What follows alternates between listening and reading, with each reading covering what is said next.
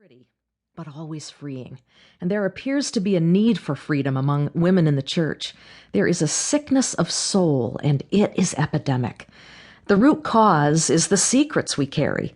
We are bound up with our secrets, the kind of secrets that weigh us down and keep us from being all God intended us to be. So how do we confess? And maybe more important, where do we confess our secrets? If we don't answer that fundamental question, the bleeding will never stop.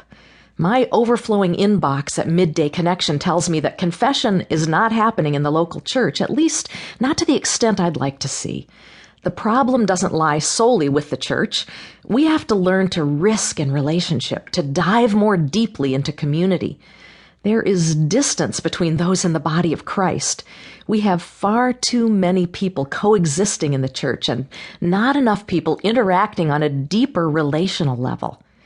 I hope you'll consider getting a group of women together to read through What Women Tell Me and discuss the issues presented. As you begin to share your secrets with one another, you will deepen your relationships and build trust. Some caution must be present as you put a group together, however. Not all small groups are created equal, and not all small groups are safe places to share the deepest hurts we've experienced. In Chapter 1, I give guidelines for forming a safe group. If you are unable to join or gather a group like this, please use the discussion questions as personal reflection questions instead. The deeper issues that women deal with, that you are probably dealing with, need extra time for reflection and journaling. As a woman, I saw modeled at home and at church how to keep quiet, how to sweep the truth under the rug. I learned how to apply a Band-Aid, and I nearly hemorrhaged to death because surgery was what was needed. I didn't learn how to ask for help, and I certainly didn't learn how to tell the truth about what was really going wrong. I learned how to make nice and keep the peace. I've spent my lifetime unlearning that message. When I cried out to Jesus, I was a broken heap in the middle of my kitchen floor.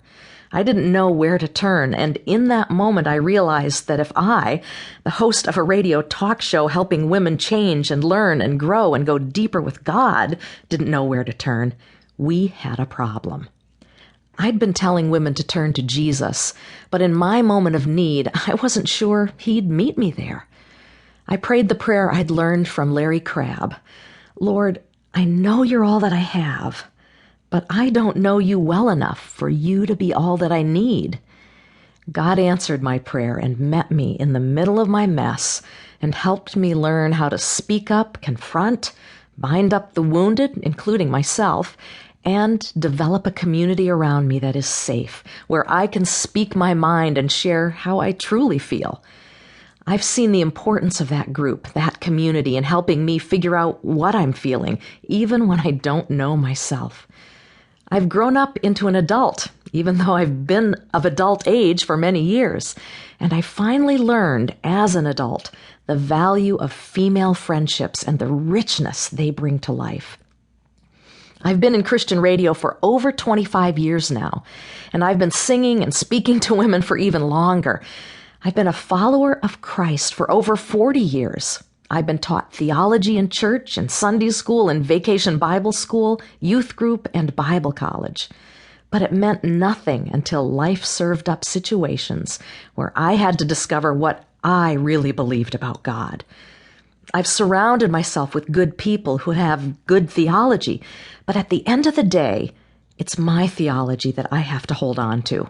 My beliefs about God will carry me through or leave me wanting. In the thick of things, we discover what stuck when we were sitting in those classrooms, what we truly digested and claimed as our own. The process of growth for me has been filled with pauses and spurts. I suppose it's like that for many believers. Important things take a long time to learn. It's taken me 25 years to find and develop my voice, and the greater part of those 25 years to come to a place of wholeness. I wouldn't be so bold as to say that I have something to say, but I definitely have something I feel compelled to say. I enter into this book with a measure of fear. When one speaks the truth, usually some are offended. One of the biggest fears for a